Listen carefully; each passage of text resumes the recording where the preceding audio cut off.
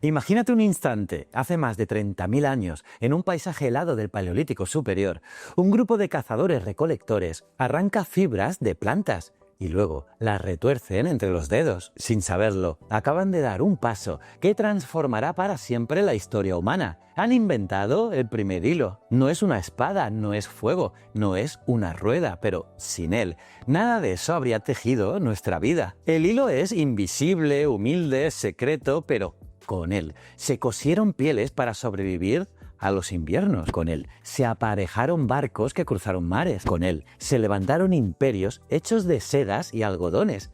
Y ya en tiempos modernos, con él se cosieron heridas en cirugías que salvaron millones de vidas. Sin hilo, literalmente, la historia se deshace. Y de su historia vamos a hablar hoy. La historia del hilo. Soy JJ Priego, esto es Historias de la Historia. Y aquí contamos la historia de otra forma. ¿Quieres saber más? Acompáñame.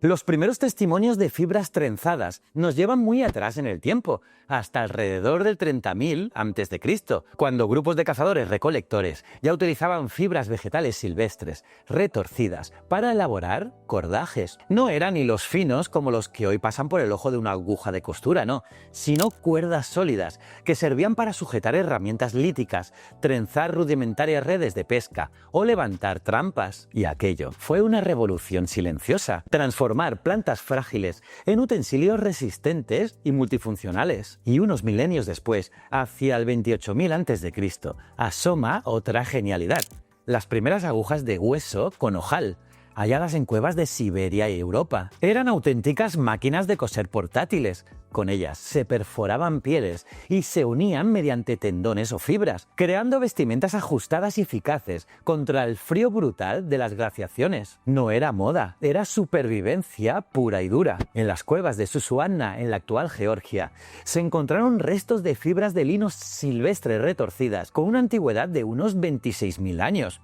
Ese hallazgo nos dice algo muy crucial. No solo sabíamos atar, también sabíamos hilar. Y eso es importante. Después, hacia el 20.000 a.C., ya se elaboraban cuerdas con fibras de ortiga y corteza. El hilo no se limitaba a vestir, era herramienta para cazar, pescar, transportar y asegurar refugios. Y las agujas de marfil del Paleolítico europeo confirman además que el arte de coser alcanzó un nivel de sofisticación sorprendente para su tiempo. Y mucho más tarde, con el despegue del Neolítico, llega el gran cambio, la domesticación de plantas. En Jericó, hacia el 7.000 a.C., aparecen los primeros restos de lino cultivado. Ya no dependíamos solo de fibras silvestres, ¿no?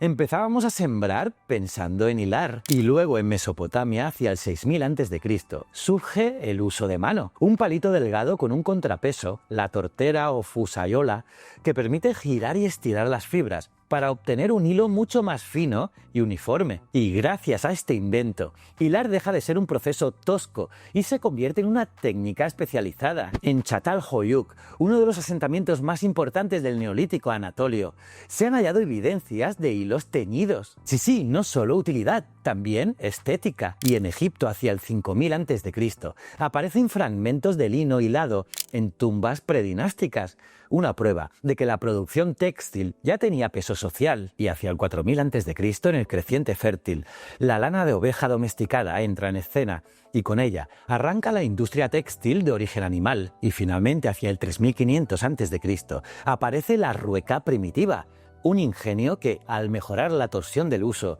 permitía una producción más constante y regular. Ya no era cuestión de ratos. Hilar empezaba a ser producción. Mientras tanto, en el Valle del Indo, hacia el 3.000 a.C., se hilaban hilos de algodón, que es una fibra que con el tiempo sería la reina textil de la historia, por su ligereza y su capacidad para admitir tintes. Por cierto, en la costa del Pacífico sudamericano, por esta misma época, en los valles del actual Perú, comunidades como la de Cara al Supe ya hilaban algodón y lo convertían en auténtica infraestructura. Cuerdas, redes y cabos para la pesca que alimentaban ciudades enteras. Sí, antes que pirámides o ejércitos, hubo redes de algodón sosteniendo la economía. Y si volvemos a Egipto hacia el 2500 a.C., el lino alcanzó una escala monumental, ya que se producía masivamente para envolver momias. Imagínate la cantidad de hilo necesaria para recubrir a cada faraón. Kilómetros y kilómetros de lino trenzado en honor a los dioses. Una auténtica maratón textil hacia la eternidad. Y por esas mismas fechas, en la India, se introduce el teñido con índigo, que dará origen a las primeras telas azules de la historia. Y en China, durante la dinastía Shang, alrededor del 1600 a.C., aparece un invento que cambiará el mundo: el hilo de seda. Un material tan fino, resistente y luminoso, que pronto se convierte en el secreto mejor guardado de Oriente. Preguntar por su fabricación era casi como pedirle al emperador la contraseña de su tesoro. En la Grecia micénica, hacia el 1300 a.C., las tablillas en lineal B registran raciones de lana hilada como tributo a los palacios. El hilo ya no era solo ropa, era contabilidad, impuesto, riqueza. Y los fenicios, grandes comerciantes, llevaron el hilo teñido a otro nivel, con la púrpura de Tiro, hacia el 1200 a.C., que era un tinte carísimo, obtenido de moluscos, que convirtió sus telas en símbolo de lujo reservado a reyes y élites. Y más tarde, en la Persia aqueménida, hacia el 500 a.C., los talleres vinculados a los palacios producían lana hilada a gran escala. No se trataba solo de cubrir cuerpos, era organización imperial.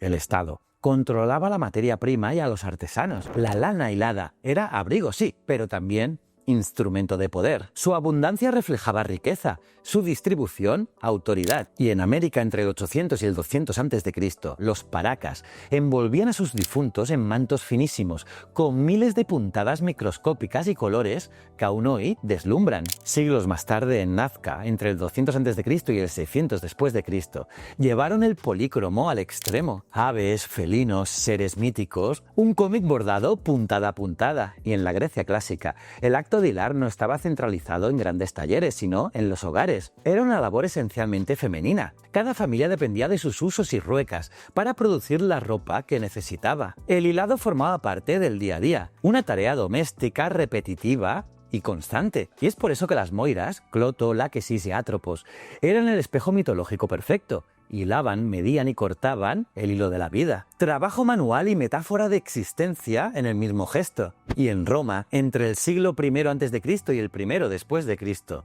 todo cambia de escala. La producción de lino y lana alcanza proporciones industriales en villas rurales y talleres urbanos.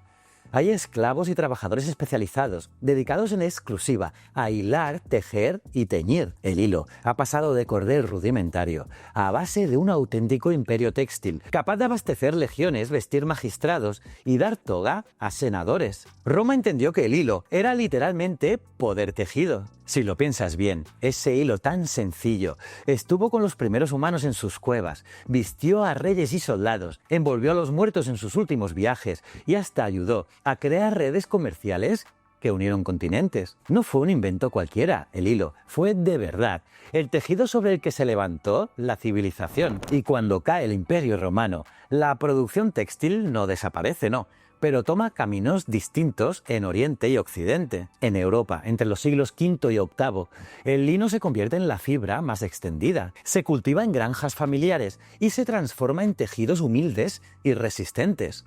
En paralelo, la lana sigue siendo esencial, sobre todo en el norte frío, donde una prenda densa puede ser la diferencia entre pasar el invierno o no contarlo. En Bizancio, en cambio, el hilo se transforma en símbolo de lujo y exclusividad. La historia cuenta que en el siglo VI, dos monjes contrabandearon gusanos de seda desde China, escondidos en cañas de bambú. Y aquel pequeño espionaje industrial lo cambió todo.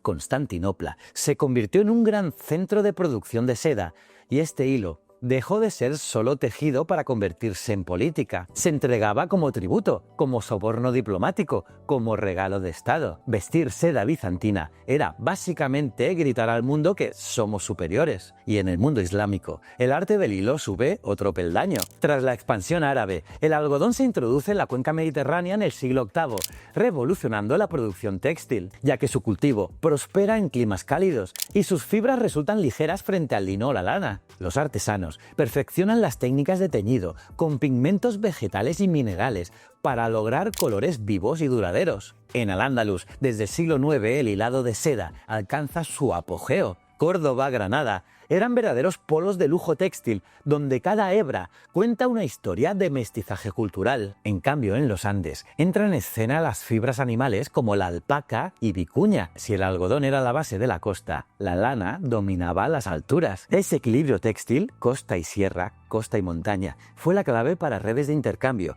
que más tarde heredarán Huari y Tiahuanaco entre el 600 y el 1000 después de Cristo.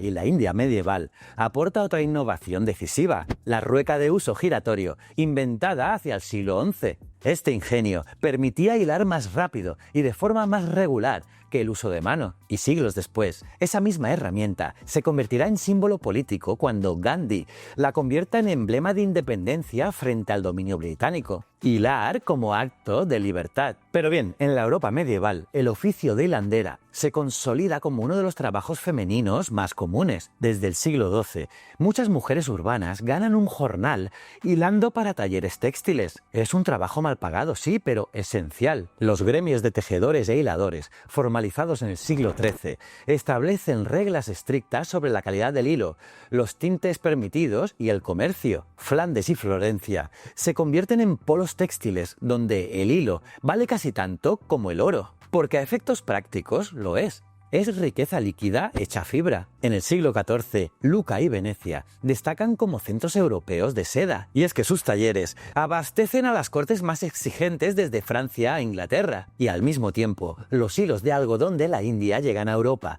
por las grandes rutas comerciales, causando fascinación por sus telas ligeras y frescas. La competencia es feroz y los talleres europeos responden con reglamentos cada vez más estrictos. Y ya en el siglo XV, los gremios de tintoreros imponen normas rígidas para garantizar que los hilos coloreados no pierdan intensidad ni calidad con el tiempo. Y ese mismo siglo trae otra innovación clave: las primeras ruecas con pedal. El dispositivo libera las manos del hilador, aumenta la eficiencia y dispara la producción. Y aquí, Florencia, Brujas y otras ciudades viven un auténtico auge textil. El hilo deja de ser solo trabajo doméstico. Se convierte en industria urbana, en empleo, en exportación. Y fuera de Europa, la ruta de la seda sigue latiendo como un gran corredor global que mueve hilos, tejidos y técnicas de Oriente a Occidente. Y su importancia cultural no se queda atrás. Como te he contado antes, en la mitología griega, las parcas deciden el destino hilando, midiendo y cortando la hebra de la vida. Y en la tradición nórdica, las nornas hacen lo propio. Y en los cuentos europeos, la rueca se vuelve protagonista. Piensa en La Bella Durmiente, donde un simple pinchazo desencadena el destino de un reino. Y los monasterios también juegan su papel, porque las monjas hilan finísimos hilos de lino seda para ornamentos litúrgicos, mientras los monjes trabajan el cáñamo para cuerdas y velas. Y esas cuerdas de cáñamo resultaron fundamentales. Sin ellas, las velas de los barcos medievales no hubieran desplegado su vientre blanco. Sin hilo no hay cruzadas, no hay comercio mediterráneo y más tarde tampoco exploraciones atlánticas. Ahora volvemos hacia Mesoamérica porque desde al menos el primer milenio después de Cristo, los mayas y los pueblos mesoamericanos trabajaban el algodón en telares de cintura, una maravilla de portabilidad y precisión con los que se tejían huipiles y mantos de una belleza hipnótica. Y aquí hay un tinte que cambió medio mundo: la cochinilla mexicana, un insecto que da el rojo carmín más intenso y estable de toda la antigüedad. Sí, mucho antes de que Europa se obsesionara con el rojo perfecto, mixtecos y mexicas ya lo dominaban. De hecho, en la época azteca, los tributos incluían mantas de algodón finísimo. pagar impuestos en hilo, literalmente. Y si cruzamos al norte, las culturas del suroeste, Hohokam, Mogollón, ancestrales pueblo, cultivaban algodón y lo convertían en textiles desde al menos los siglos VI y VIII después de Cristo. Y más al norte todavía, en el Ártico, la fibra era la diferencia entre vivir o no. Los inuit cosían parcas impermeables con tripas y tendones finamente hilados, que eran costuras milimétricas para que ni una gota de agua helada se colara. Sí, hilo como escudo térmico. Y volviendo al viejo mundo, con el despertar europeo del medievo, el hilo se prepara para entrar en otra fase, el Renacimiento. Ya no es solo herramienta, se convierte en arte, en moda, en poder colonial. Piensa que en Europa se redescubre el arte, la ciencia y también el textil. En el siglo XVI, Lyon y otra vez Florencia son centros de manufactura de seda. Cada hilo teñido y bordado se luce en cortes fastuosas. Es tan valioso que se protege con leyes y monopolios. En las ceremonias, la seda se entremezcla con hilos metálicos de oro y plata y las vestiduras se convierten en tesoros portátiles. La rueca sigue omnipresente, desde casas campesinas hasta talleres urbanos. Para muchas mujeres rurales, hilar sigue siendo la actividad diaria y en muchas culturas parte de la dote matrimonial. Tener rueca es símbolo de trabajo y de continuidad familiar. Y en ese momento el comercio global empieza a tejerse a golpe de carrete. El algodón indio, el famoso calicó, llega en el siglo XVI y arrasa por su frescura y facilidad para teñir, tanto que en Inglaterra y Francia se encienden las alarmas proteccionistas, pero el algodón ya ha salido del telar y no piensa volver. En paralelo, el Nuevo Mundo empieza a aportar fibras y en el siglo XVII las colonias americanas producen algodón que alimenta a los telares europeos. En los Andes, comunidades indígenas hilan fibras de llama y vicuña, creando hilos finísimos y resistentes. Y en Filipinas se exportan hilos de piña abacá, muy valorados en Asia y Europa. Y es que el hilo, además de práctico, habla. Los bordados cortesanos de oro, seda y gemas decoran túnicas, cortinas y estandartes. Y en el arte barroco, la hilandera se vuelve símbolo de paciencia y constancia. Y a finales del siglo XVII asoman las primeras máquinas hilanderas rudimentarias, aviso de lo que ya se viene. Aunque la rueca sigue reinando como emblema de continuidad. Y los tintes vegetales refinados regalan tonos más vivos y estables. Y el comercio triangular, Europa, África, América, se alimenta también de textiles de lujo. Los hilos viajan en barcos europeos, pero la riqueza que generan está teñida de explotación y esclavitud. Y entonces en Lancashire, a comienzos del siglo XVIII, las manufacturas de algodón a gran escala anuncian tormenta. El Renacimiento y la primera modernidad han llevado al hilo desde el telar doméstico hasta el comercio planetario. Ahora, el filamento humilde está listo para saltar de la rueca a la fábrica y convertirse en motor de la revolución industrial. Y es que a partir de 1764, con la Spinning Jenny de James Hargreaves, varios hilos se hilan a la vez. Y poco después, en 1769, Richard Arkwright patenta la Waterframe, que usa energía hidráulica para hilar de forma continua. Y en 1779, Samuel Crompton fusiona ambos mundos en la Spinning Mule, capaz de producir hilos finos y resistentes a gran escala. En unas pocas décadas, las fábricas textiles inglesas producen en un día lo que antes hacía un pueblo en semanas. Manchester y Lancashire se convierten en el epicentro de un imperio textil global. Y el algodón se convierte en la fibra estrella, barato, ligero, fácil de trabajar. El hilo ya no es lujo, es producto de masas. Pero como te decía, la abundancia tiene un coste. Al otro lado del Atlántico, las plantaciones estadounidenses dependen del trabajo esclavo.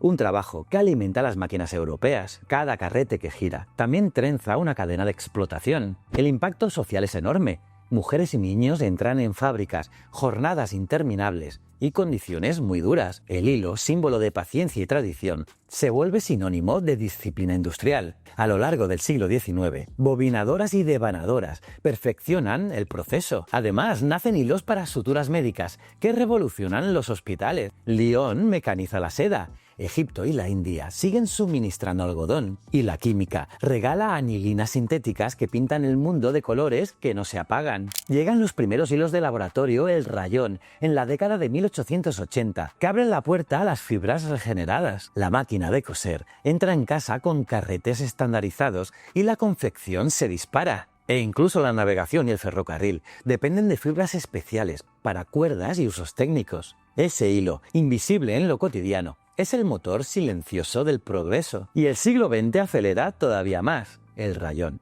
se populariza a principios de siglo y en 1935 el nylon de DuPont dinamita el tablero. Medias, paracaídas, cuerdas, uniformes. El hilo entra en la guerra y también la gana. Tras 1945, el poliéster de los años 50 se convierte en la fibra sintética más extendida del planeta. Resistente, barato, fácil de lavar. El algodón y la lana siguen, pero ya no mandan. Los hilos se diversifican hacia alfombras, tapicerías y usos técnicos. Las máquinas de coser eléctricas estandarizan el hogar. El prêt-à-porter exige carretes a mares. Y en los 60 aparece el Kevlar, 5 veces más resistente que el acero, ideal para chalecos antibalas y usos aeroespaciales. En los 70 llegan los hilos de carbono y de vidrio, claves para construcción, automoción y exploración espacial. Y la medicina desarrolla suturas absorbibles, como la poliglactina y compañía, que cambian quirófanos. Y en los 80, hilos fluorescentes de alta visibilidad. Y en los 90, deslocalización masiva, porque Asia se convierte en la gran hilandería del planeta. Y ya en nuestro siglo, en el siglo XXI, trae conciencia ambiental. Hilo reciclado a partir de plásticos PET, algodón y lanas orgánicos, sin químicos agresivos. Y no falta la ciencia ficción hecha realidad. Y los conductores capaces de llevar electricidad y datos, prendas que monitorizan el pulso, guantes táctiles, chaquetas con calefacción integrada. Y la impresión 3D introduce un nuevo hilo. Filamentos de polímeros que alimentan máquinas creadoras de objetos. Y los laboratorios trabajan con nanohilos biomiméticos que imitan la seda de araña o funcionan como microcables en medicina y energía. El hilo, aquel humilde filamento que unía pieles en cuevas, se ha convertido en protagonista de la tecnología más avanzada. Está en tu camiseta, en tus zapatillas, en un paracaídas, en una sutura, en el cableado de un satélite. El hilo ha tejido literalmente la historia de la humanidad. Y ahora te pregunto, ¿qué opinas tú? ¿Es el hilo el invento más infravalorado de la historia? Déjamelo en los comentarios, dale un buen like si te ha gustado este vídeo, que eso nos ayuda muchísimo y es gratis. Y suscríbete para no perderte ninguna de nuestras historias. Y si quieres más historia y también más ciencia, puedes entrar en mi Instagram, jjpriegotv, porque allí cuelgo contenidos que seguro te van a gustar. Pruébalo. Y recuerda, el conocimiento es un requisito esencial para la supervivencia. Nos vemos en el próximo vídeo. Muchísimas gracias.